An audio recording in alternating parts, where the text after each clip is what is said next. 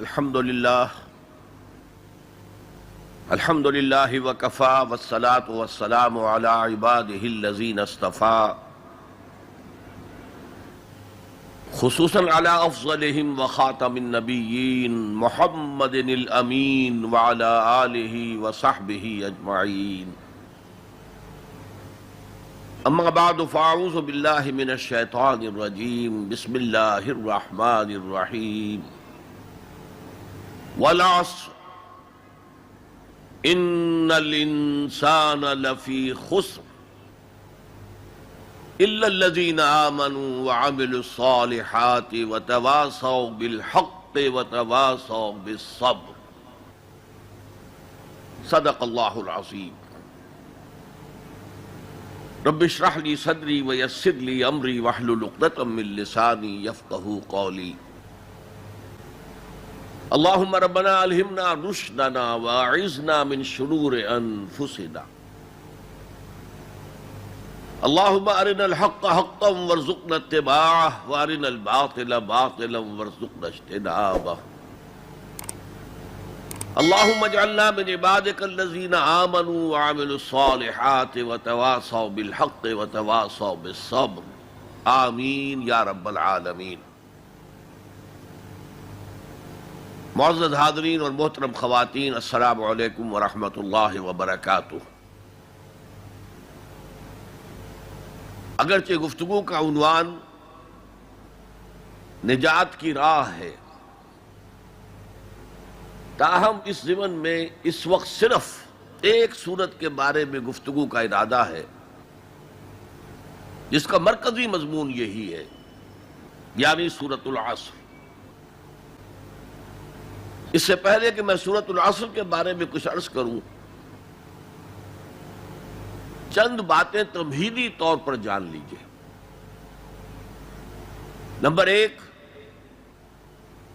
یہ قرآن حکیم کی مختصر ترین صورتوں میں سے ہے.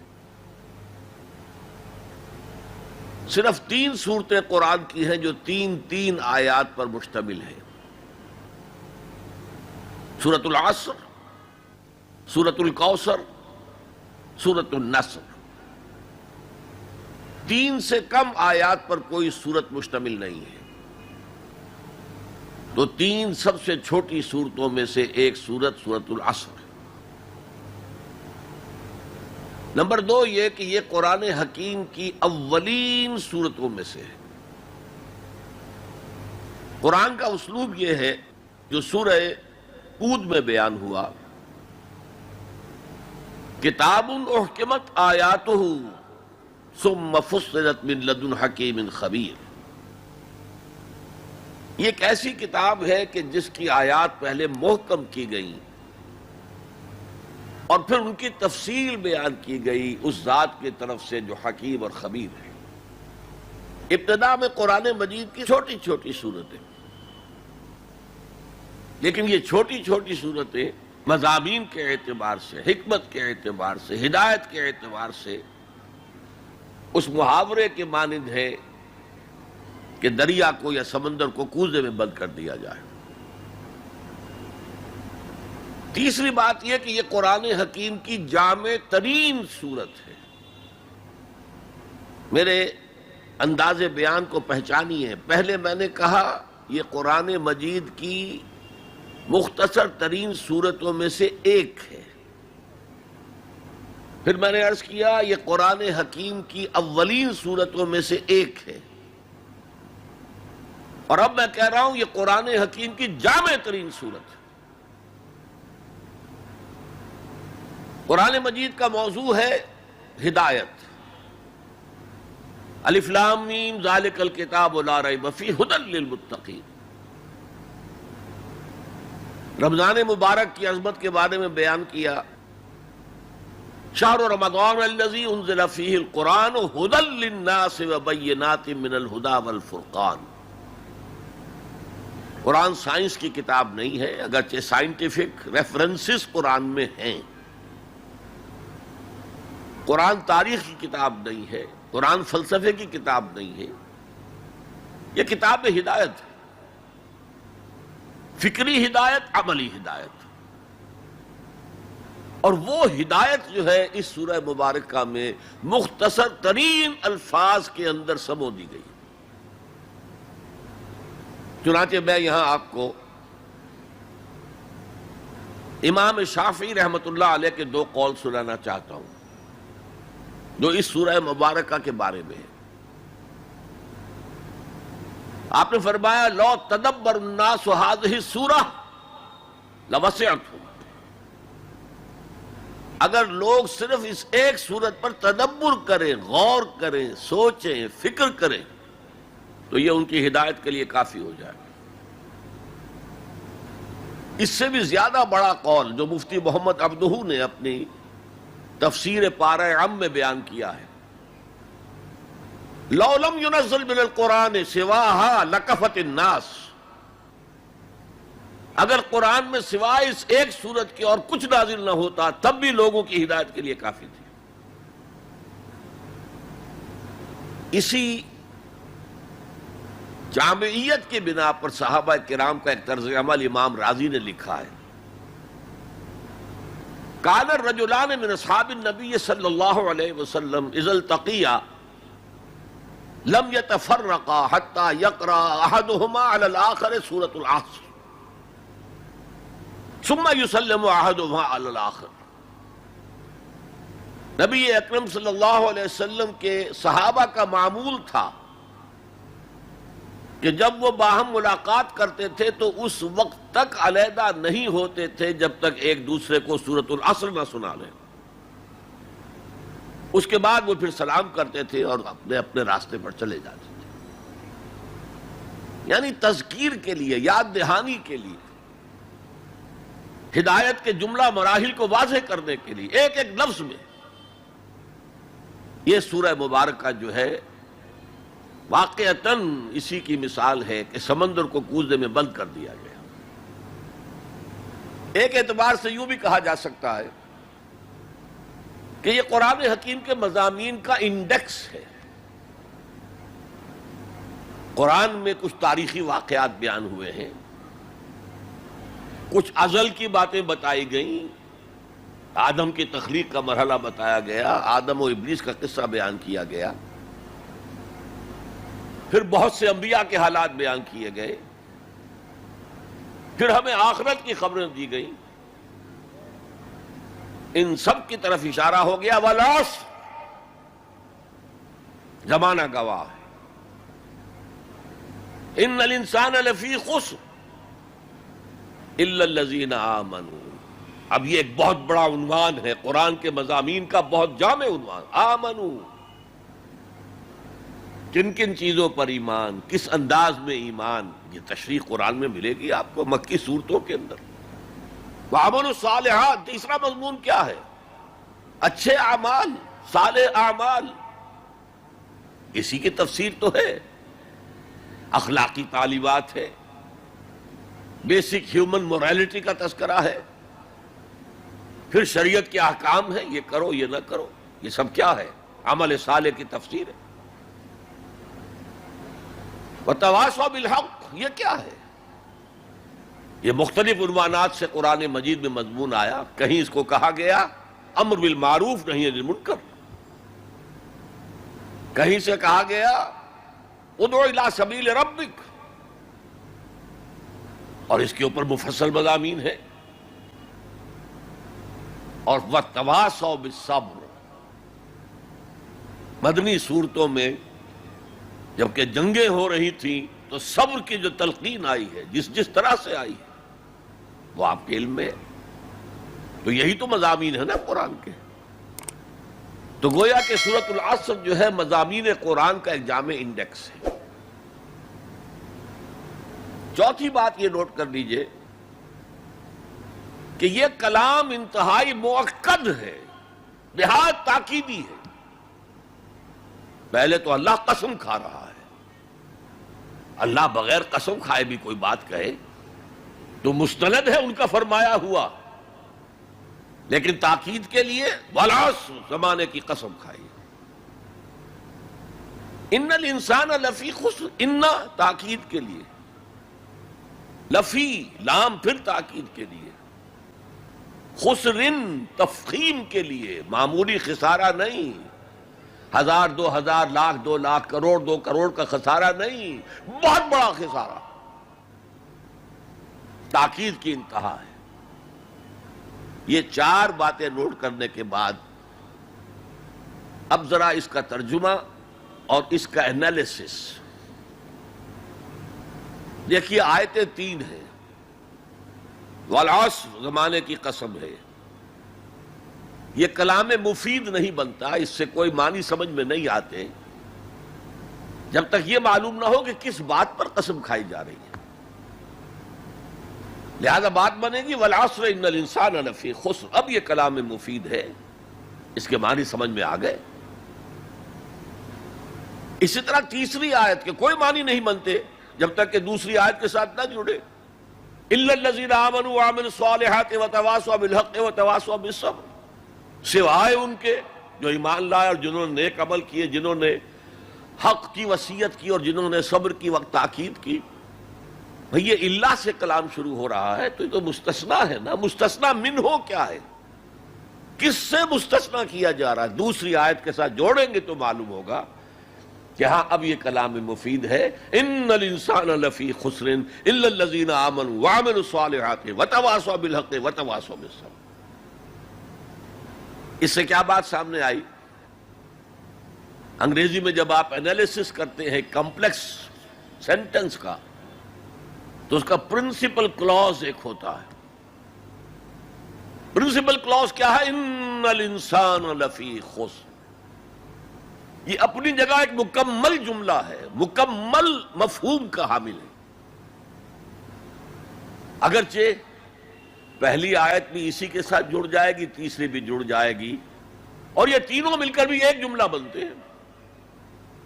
زمانے کی قسم ہے تمام انسان بڑے شدید گھاٹے میں ہیں سوائے ان کے جو ایمان لائے اور جنہوں نے نیک عمل کیے اور جنہوں نے حق کی وصیت کی اور جنہوں نے صبر کی وصیت کی۔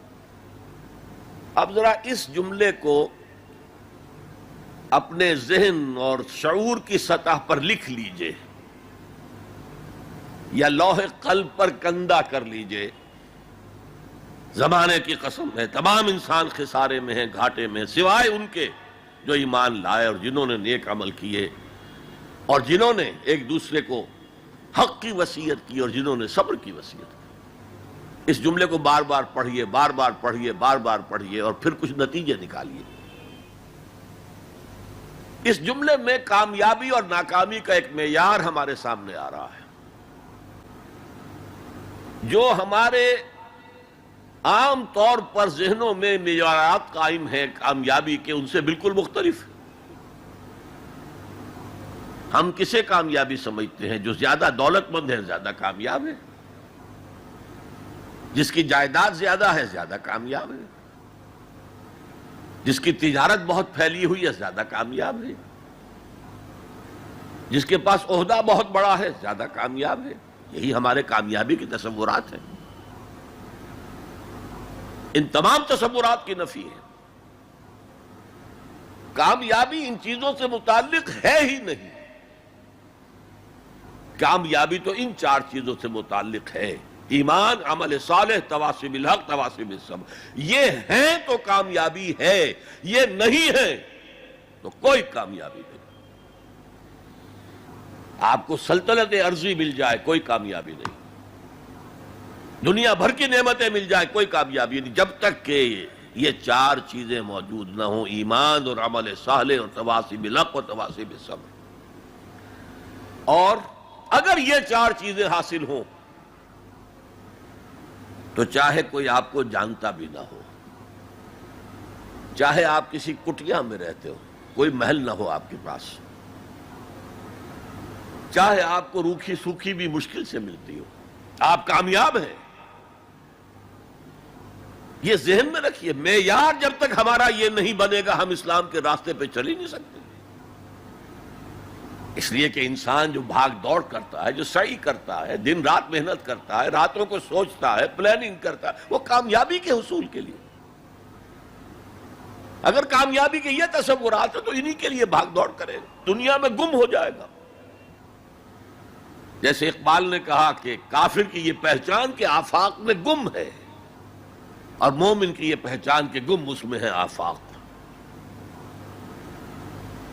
یہ معیار ہے در حقیقت، جیسے کہ حضور نے فرمایا صلی اللہ علیہ وسلم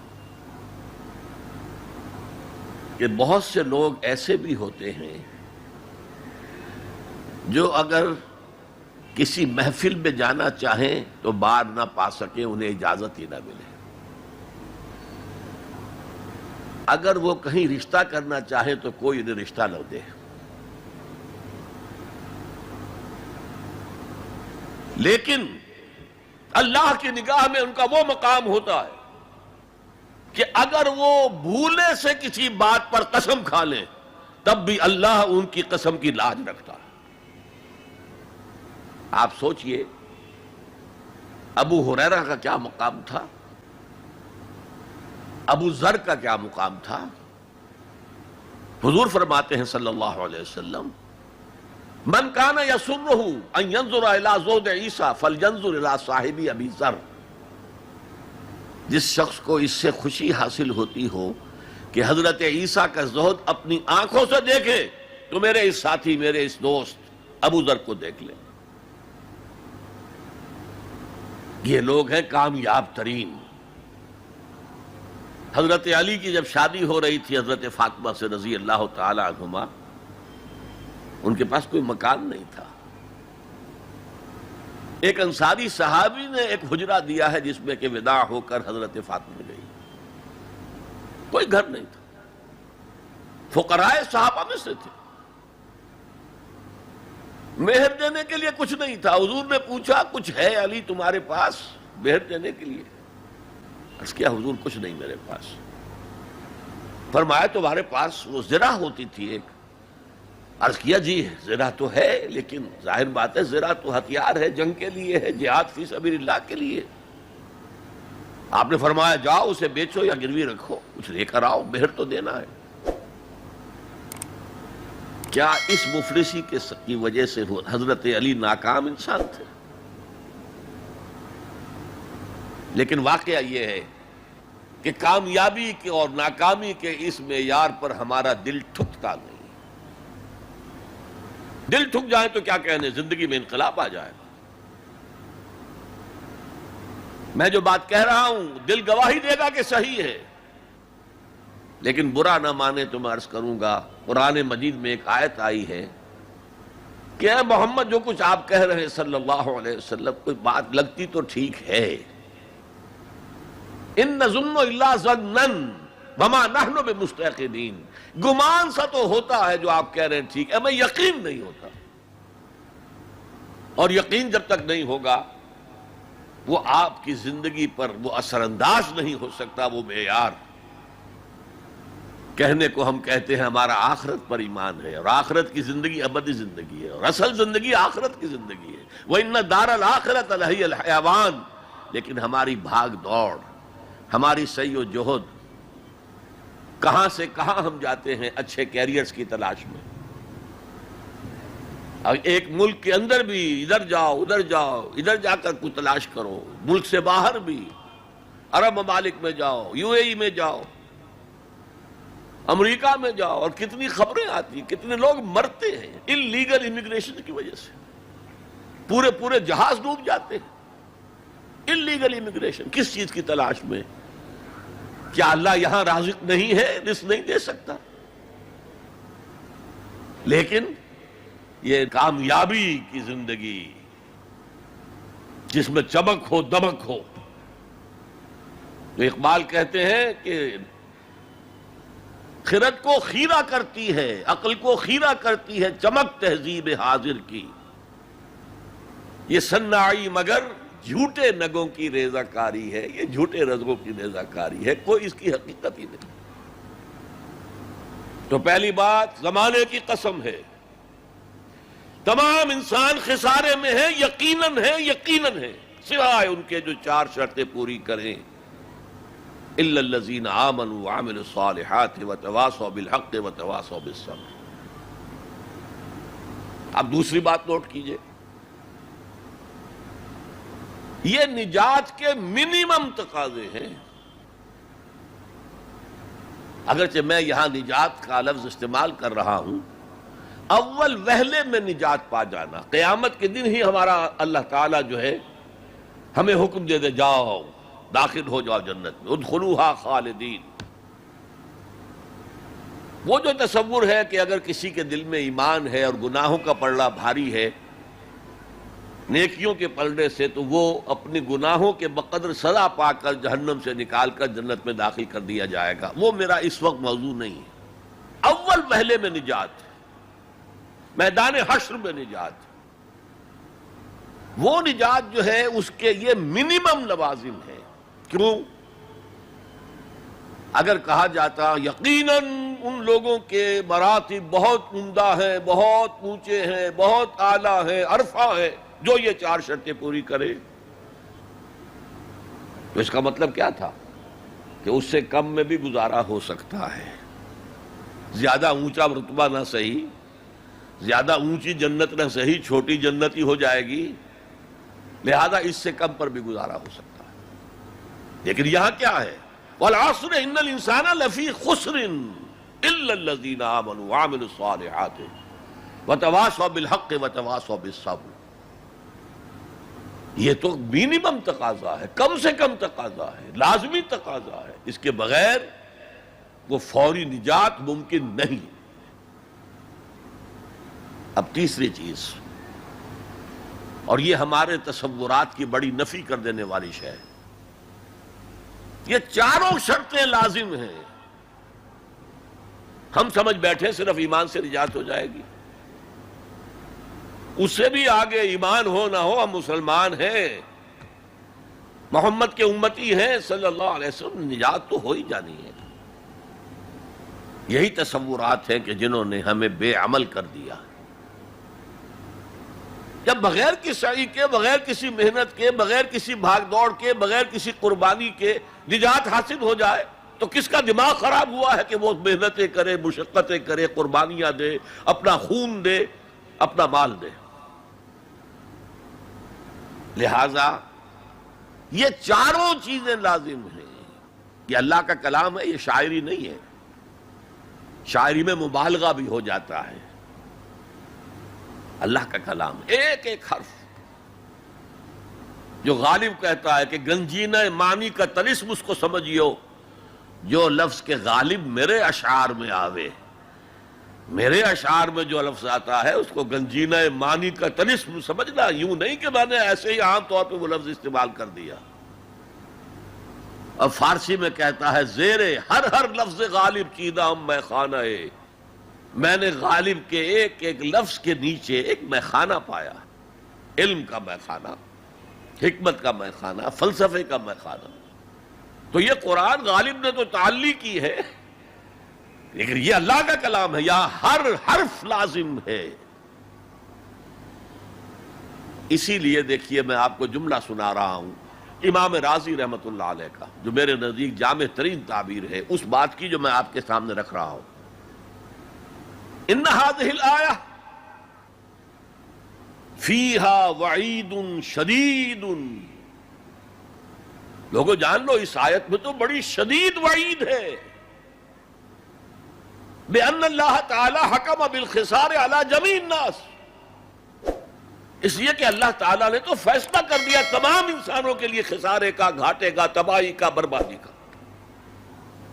الا من کان آتیا بہذہ الاشیاء الاربعہ، سوائے ان کے جو یہ چار چیزیں پوری کریں، وہی الایمان والعمل الصالح والتواصی بالحق والتواصی بالصبر۔